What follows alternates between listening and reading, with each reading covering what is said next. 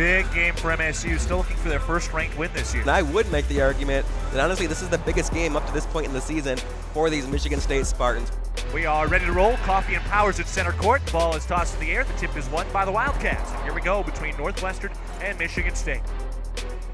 Pass pass to AG.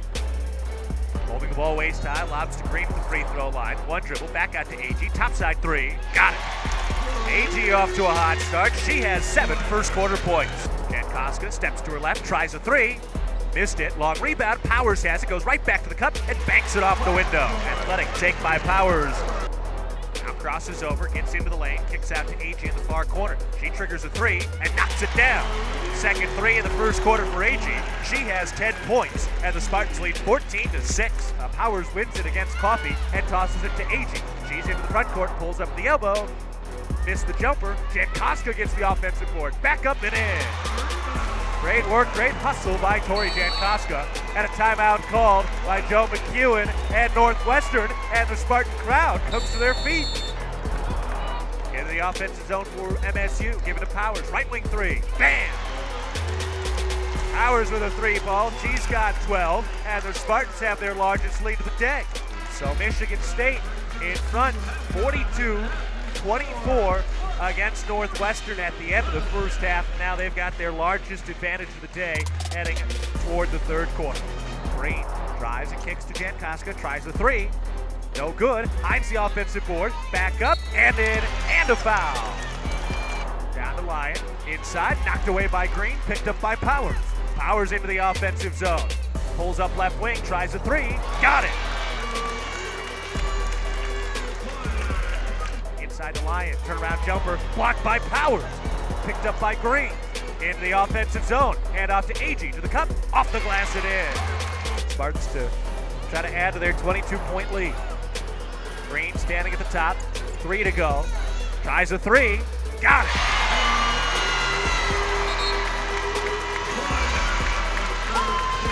Jankowska ahead to Gusser, to the bucket, and she lays it in. Backs it out, puts it into the middle of the lane, Allen. Quick pass into Taylor, up off the glass and in. Oh, what a find by Jenna Allen. There's the buzzer, and it's a victory for MSU. They win 74-51. Their first ranked win of the year. MSU improves to 12-3, 3-1 in Big Ten play. A strong defensive performance by MSU. And now Akyah Taylor entering the ballgame for the first time this season, replacing Courtney Schiffout. This is the first time in her career, too, after redshirting last year. First game action for Akyah Taylor. I started playing organized basketball back home at Midwest Sports Academy. At that point, I was probably in the middle school, like 7th grade. Didn't know what AAU was.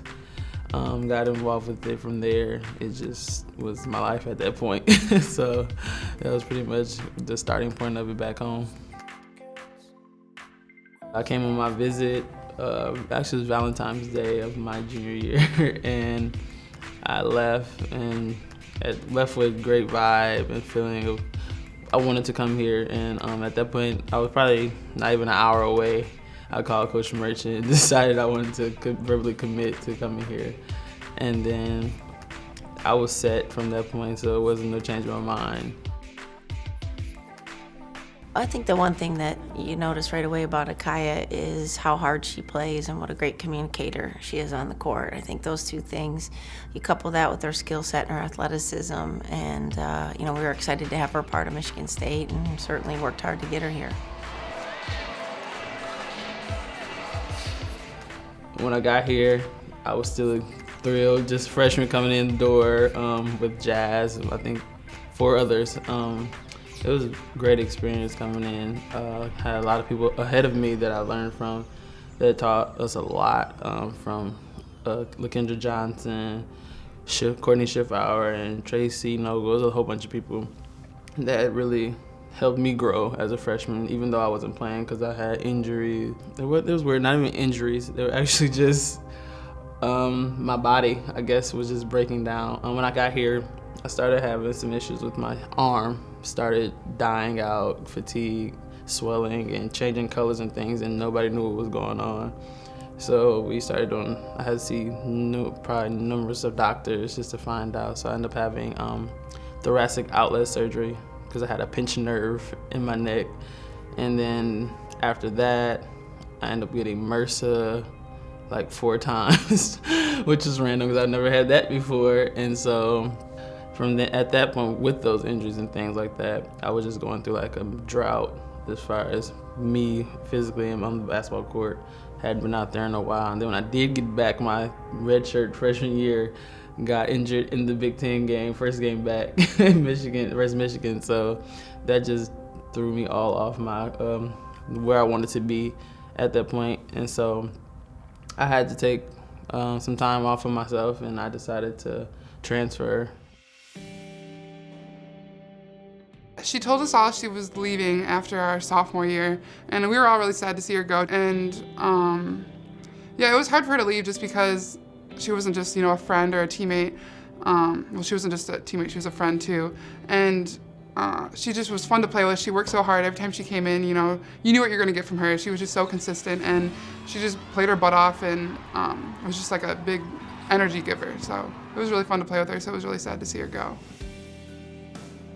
I got back home, literally took the whole summer off, just relaxed, let my body just chill, no demands, just being a normal kid, I guess.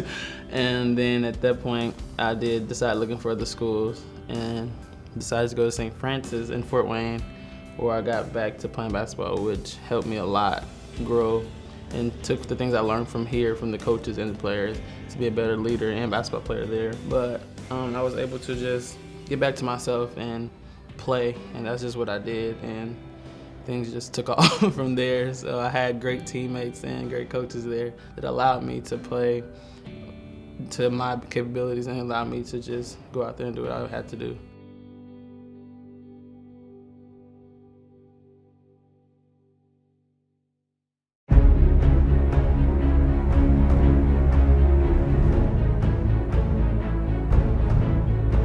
Taylor with the rebound.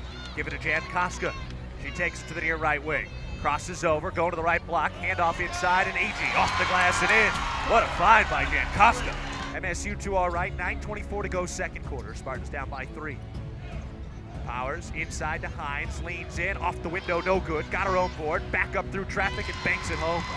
Shot clock is off. Spartans with the basketball down by 16, their largest deficit of the day. Jan Koska inside to the near side, Akyah, her 3. Got it! Spartans got a big bucket late, but they find themselves down 13 at half at home against the Hawkeyes. Lobs down to Hines in the lane, hand off to Taylor, one dribble, up off the window and in, and a foul. Inside to Powers on the right block, spins one shoulder, back the other way, and banks it off the glass. Terrific post move by Aerial Powers, who has 6 points. Jan Koska to the right wing, picks up the bounce, 5 to shoot, gets it down to Hines, one dribble, up with the right hand and lays it in. And the Spartans to within 1 after they trailed by 13 at halftime. Inside to Powers at the free throw line, tries the jumper and knocks it down. And the Spartans have erased the 13-point halftime deficit. Crosses over, Powers knocks it away. Picks it up, racing in transition, hand off to Green to the cup, scoops it up and in. Powers on the right wing. Thought about a 3, drives in, goes to the cup with the right hand and kisses it off the window. Powers taking over right now. Yeah, Powers is feeling it. She wanted the ball. She's got it now, steps up for a long 2 and buries it. Aerial Powers unconscious right now. Akyah drives in, pulls up at the elbow, knocks the jumper down. 14 points for Akyah. Spartans up by 11, under 2 to go. Powers has the bounce to the half-court line. She was the key cog down the stretch. The Spartans erase a 16-point deficit to come from behind and defeat the Hawkeyes at home. MSU 80, Iowa 73.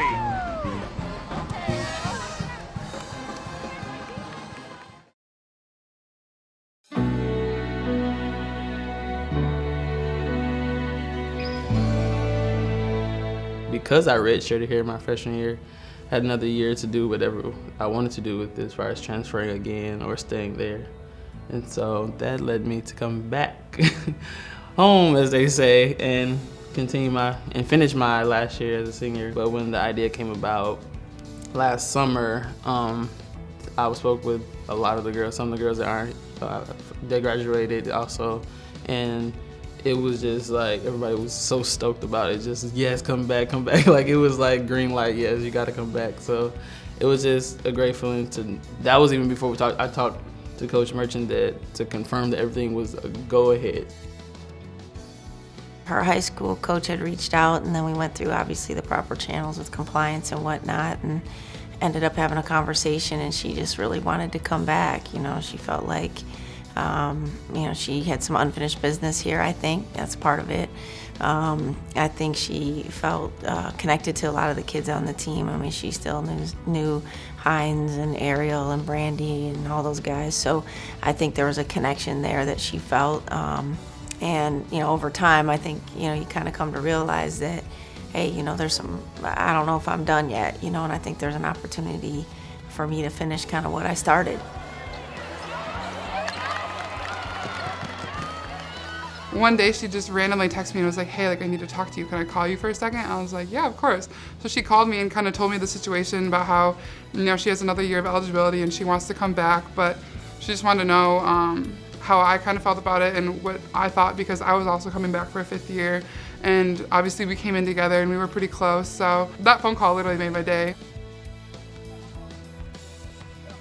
When I was able to finally connect with her, I was excited about having her. I knew what she could bring. She's sort of the guts and the glue kid. We don't run a play for her, don't need to. She doesn't care about it. She defends, she rebounds, she hustles, she takes charges.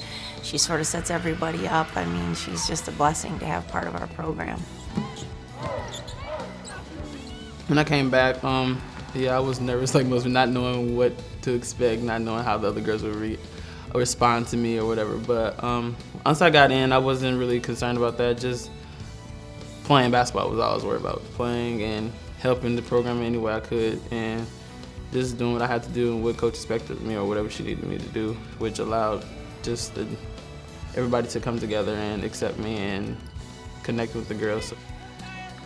The one thing that these kids have with their phones now and social media, and they're always talking to each other. They're in their little chat rooms talking, and it's almost like they never leave. She might not have physically been here, but she was still really connected to a lot of the girls on the team. So I don't think that was hard at all, And then she wants to get her master's degree in something that her school didn't have, and she had graduated. So I think it was a win-win for everybody. I know I was really excited to have her back because I knew what kind of kid she was. I knew what kind of character she brought. I knew how she was the toughness. We need kind of an enforcer, a tough kid that's willing to lay it on the line. She's been through a lot, faced a lot of adversity, whether it was injuries or just I know she's had some family problems. She lost her sister, and she's just really bounced back from all that. And it's really just amazing to see how far she's come and just her whole journey. So I think it says a lot. I mean, even, when she was really struggling with her sister and all that, she would still come to practice and just give her all and just have a great practice still. So it's like she doesn't really let stuff affect her, and is very, tough-skinned, I guess. And I think that does a lot for our program, just because whether it's her taking hits physically or just mentally, she's always been able to bounce back really quick. And I think that shows a lot and says a lot, especially for the underclassmen that look up to her. My senior year, I've grown to understand that I can't control most things that happen, so I just got to play and enjoy and appreciate the moment and the people that are here with me in this journey. It's a journey I got to take it one step at a time and just enjoying every moment to the fullest. You can't worry about tomorrow or yesterday because I'm here today, so that's all I have to worry about right now.